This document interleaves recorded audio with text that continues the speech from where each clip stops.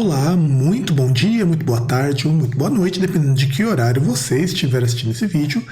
Eu sou o professor Fábio e vamos falar um pouquinho sobre elementos de coesão textual, só que dessa vez nós vamos falar de operadores argumentativos.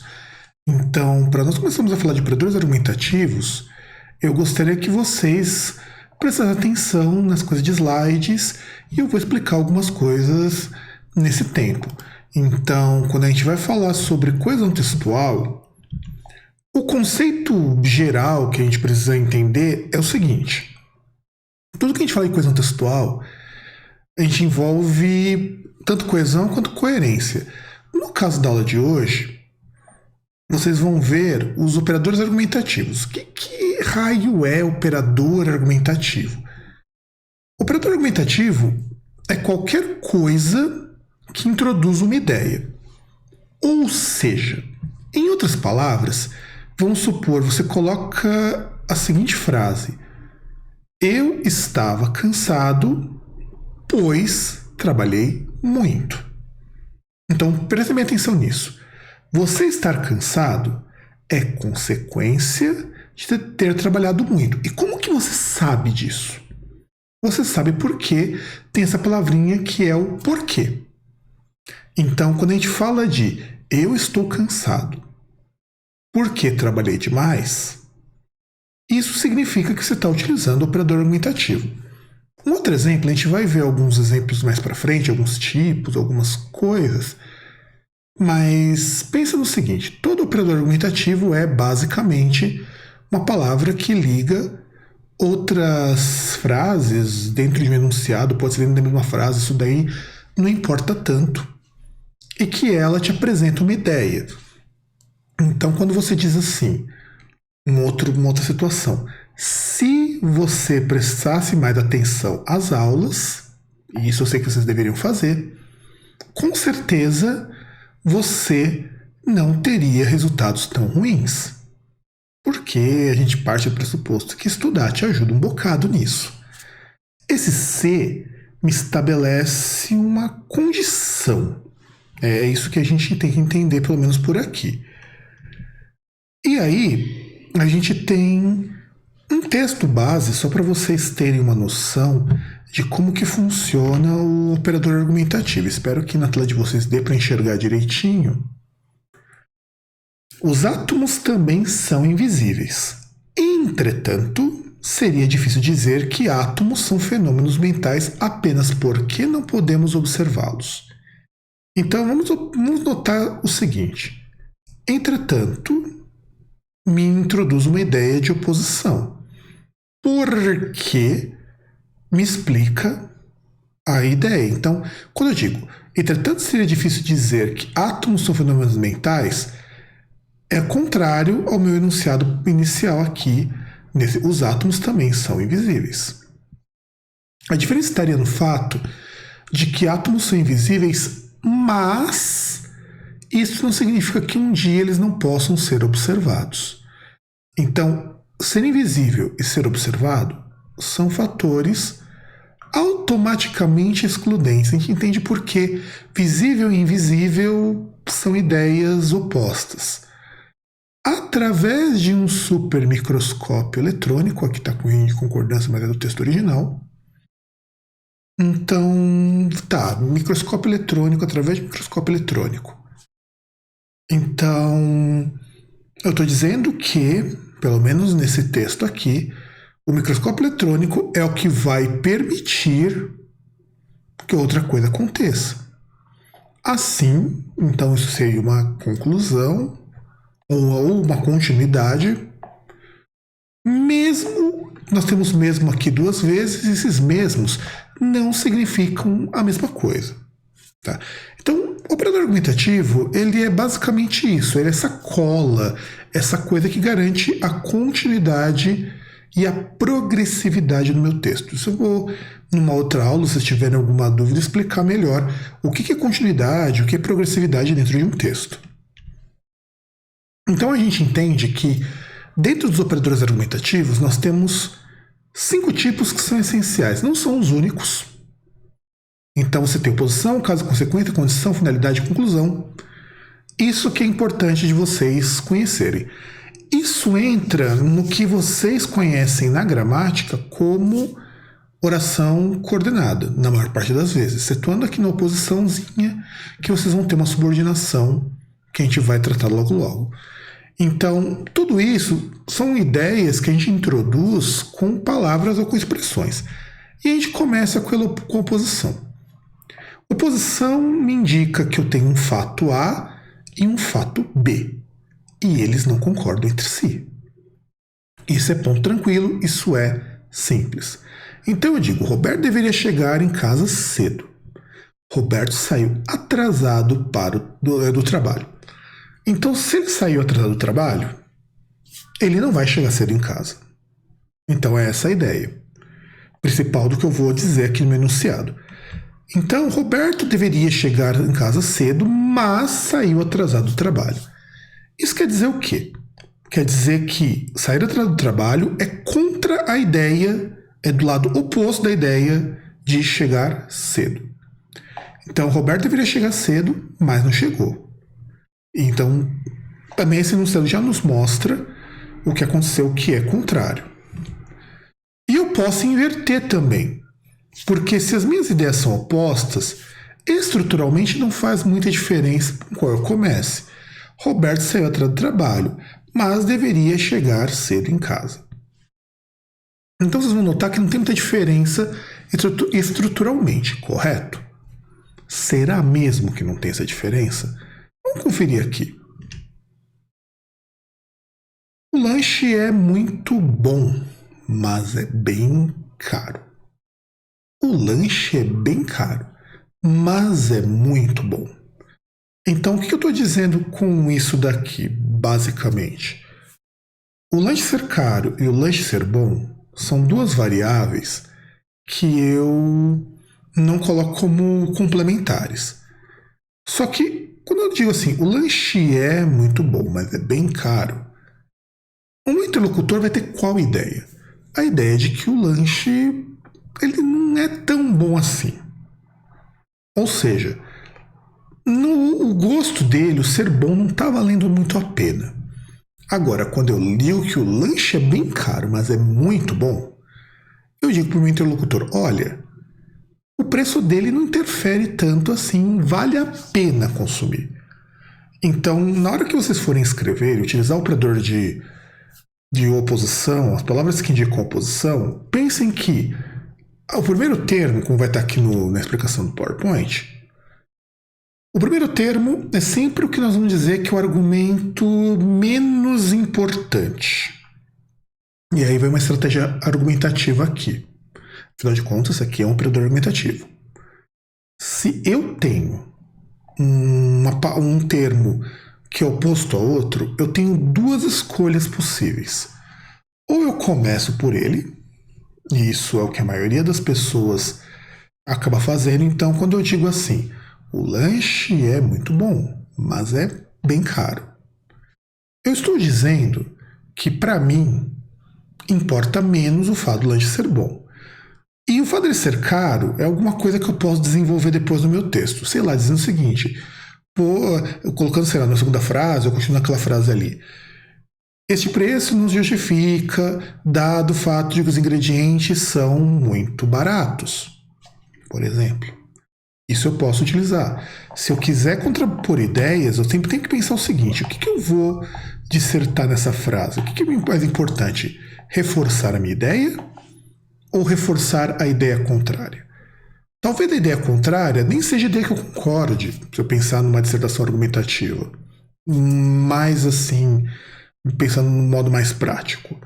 Mesma coisa quando eu digo o lanche é muito caro, ou o lanche é bem caro, mas é muito bom.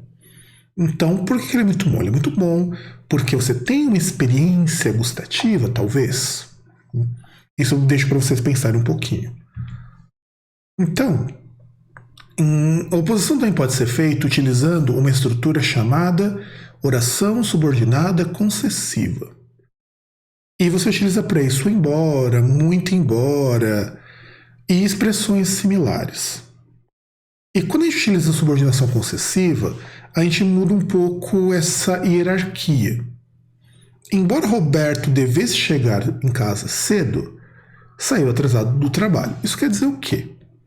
Na prática, a minha ideia de sair cedo deveria ser assim: sair cedo e chegar atrasado em casa, talvez, ou sair tarde do trabalho e não conseguir cumprir o seu compromisso, não importa muito aqui. Isso me representa uma outra ideia que é, já que o Roberto saiu cedo, já que o Roberto saiu tarde do trabalho, ele não vai chegar em casa cedo, e essas duas ideias elas são iguais. Na verdade, não é que elas são iguais. O fato de o Roberto sair do trabalho, ele é mais relevante, e o devia chegar cedo é só um detalhe, porque normalmente subordinada ela funciona assim. As minhas ideias, elas não têm maior, menor importância, eu não consigo comparar isso. Na subordinada é sempre oração principal e oração subordinada. E a oração subordinada, normalmente, ela é um detalhe. Então, é isso que a gente precisa ter em mente. Aí, vamos falar um pouquinho de causa e consequência. Causa e consequência, justificativa, são a mesma coisa, em termos estruturais. Não é que elas são a mesma coisa em termos gerais, não são. Então tem Joana sempre consegue bons resultados, que é muito bom para ela. Joana treina todos os dias da semana. Puxa vida, quem consegue treinar todos os dias da semana realmente tem que ter bons resultados. E é nisso que entra a questão da causa e consequência. Quer dizer, se ela treina todos os dias e consegue bons resultados, isso não só é muito bom para ela, isso é uma causa e uma consequência, ou uma justificativa para os bons resultados. Tanto faz como interpretarem isso. Nós usamos o porquê. Pode ser o porquê, pode ser o pois, pode ser o como. Só que o como eu preciso inverter. E aí eu teria que ser algo assim. Como Joana treina todos os dias da semana, sempre consegue bons resultados. Então o como precisa começar. Isso estruturalmente falando. E o pois, algo diferente. O pois só pode vir depois. Porque assim como relação de causa e consequência e a relação de oposição, não faz muita diferença qual que é a ordem que eu coloco as sentenças. Se eu dissesse assim, por que treina todos os dias da semana, vírgula, Joana consegue sempre bons resultados. Ou alguma coisa do tipo. Então, é assim que acaba funcionando. Agora, quando a gente trabalha causa e consequência, isso é importante. Eu sempre tenho uma oração que a gente chama de causal, ou oração justificativa, e uma oração que ela apresenta os resultados disso. Então, quando a gente fala, voltando aqui para o slide anterior, Joana sempre consegue bons resultados porque treina todos os dias. Porque treina todos os dias da semana é a minha oração causal. E isso daqui acaba sendo a minha consequência, como a gente já viu antes. Agora, vamos falar um pouquinho de condição. Condicional é simples. Quando você pensa em condição, uma coisa precisa acontecer para que outra aconteça em seguida. E essa condição, ela pode ser vista do presente ou pode ser vista do passado. Quando ela é vista do presente, nós chamamos isso de possibilidade, quer dizer, ainda não aconteceu, mas há chance disso acontecer. Então, Andréia conseguirá um bom lugar no auditório, um bom assento no auditório, se sair cedo. Então, observe que aqui o verbo conseguir está no futuro do indicativo. Por que é importante ele estar no futuro do indicativo? Ou poderia estar no presente também. Se eu dissesse, Andréia pode conseguir, se eu imaginar o verbo poder, mas não vamos entrar nessas particularidades agora. Andréia conseguirá um bom assento. Eu tinha corrigido esse aqui, Andréia, e não sei porque ele não corrigiu aqui, mas enfim, tinha corrigido. Andréia conseguirá um bom assento no auditório se sair cedo. Então, quer dizer que ela ainda não saiu. Mas caso ela saia, isso pode acontecer. Por outro lado, se eu pensar assim, Andréia conseguiria um bom assento no auditório se saísse cedo. Ela conseguiu esse lugar no auditório? Não. Ela pode conseguir, pelo menos não agora. Então nós chamamos isso daqui de condição hipotética. E para isso você utiliza o futuro do pretérito, do indicativo. Por que é importante eu saber essa diferença? Toda vez que eu utilizo um futuro do pretérito nessa estrutura, eu estou indicando algo que não vai acontecer. Ou algo que aconteceu ao contrário. Por exemplo, se eu dissesse assim: caso eu resolvesse me mudar, teria muitos gastos. O que na verdade eu estou te dizendo? Eu não resolvi me mudar. Mas se em algum momento eu tivesse resolvido antes de hoje me mudar, hoje eu teria gastos, por exemplo. Então é isso que a gente chama de condicional aqui. A finalidade. A finalidade, eu vou indicar que o meu segmento ele é necessário para que outra ação aconteça. Vocês estão percebendo que isso é muito parecido com condicional? E, de fato, finalidade e condição são coisas muito, muito semelhantes, mas elas acabam tendo usos um pouquinho diferentes. Então, por exemplo, os salários precisam subir para a economia crescer. Então, a economia crescer não é exatamente uma condição ou um condicionante para que os salários subam, mas os salários subirem tem a finalidade de ajudar a economia a crescer. Esse é o ponto. Só que eu posso transformar isso numa condição. Se eu dissesse assim: se os salários subissem, a economia cresceria. Ou, se os salários subirem, a economia crescerá. Ponto. Então, qual que vai ser a diferença? Às vezes, eu não estou muito afim de criar uma condição porque, em alguns contextos, ela tem um peso muito grande, ela é muito inquisitiva. Então, o que eu posso fazer? Eu posso simplesmente pensar assim: em vez de eu falar assim, se Andréia tivesse conseguido um bom lugar, não teria perdido metade da palestra. Ou então, Andréia precisa conseguir um bom lugar para não perder metade da palestra. Percebe que você suaviza a condição? Então, muitas vezes, o condicional, ele impõe muita coisa. Então, por exemplo, vamos imaginar assim, uma outra ideia de condição. Se você faltar amanhã, perderá a avaliação. Isso é uma condição. Agora, se você disser assim, no lugar de se você faltar amanhã, perder a avaliação, se quiser tornar uma coisa menos impositiva, você poderia dizer o seguinte: para não perder a avaliação, você não pode faltar amanhã. Percebe a diferença? Então, você vir se torna muito mais um propósito do que uma condição. Então, às vezes, a gente tem que pesar um pouco isso. E também, para a gente finalizar e concluir, né, vamos ser bem infames aqui, o operador de conclusão ele é utilizado quando eu tenho uma resolução lógica da minha ideia inicial. Então eu digo: o artista não sabe que o mundo existe fora da arte, por isso atreve-se a criar. Então, esse por isso atreve-se a criar, isso daqui tá com essa vírgula porque eu peguei do texto original, então não me culpem se vocês acharam que tá errado, mas não está não. Então, quando eu digo assim, o artista não sabe que o mundo existe fora da arte, por isso atreve-se a criar, a criação artística só é possível porque o artista enxerga o mundo dentro da arte. Então, ele é um resultado lógico daquilo que eu estou falando para vocês. Então, quando a gente está falando de operador argumentativo, de conclusão, a gente está falando, sobretudo, de operadores que introduzem ideias de finalização. Essa ideia de finalização, vocês têm que entender que ela é um resultado lógico de alguma coisa. Eu posso dizer, por exemplo, Manuel chegava tarde todos os dias. Logo, perdia quase todas as aulas no começo da noite. Então, ele vai perder essas aulas porque o resultado ele chega atrasado. Eu posso dizer o seguinte: este mês eu não consegui trabalhar o quanto deveria. Logo, não receberei o meu salário integral.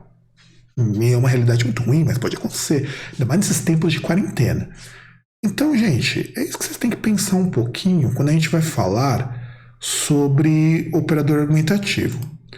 Então, alguma dúvida, qualquer coisa que vocês não tenham entendido, vocês podem comentar aqui, que eu tentarei responder na medida do possível. Se vocês precisarem de algumas explicações, por favor, perguntem, isso é importante, e nos vemos na nossa próxima aula.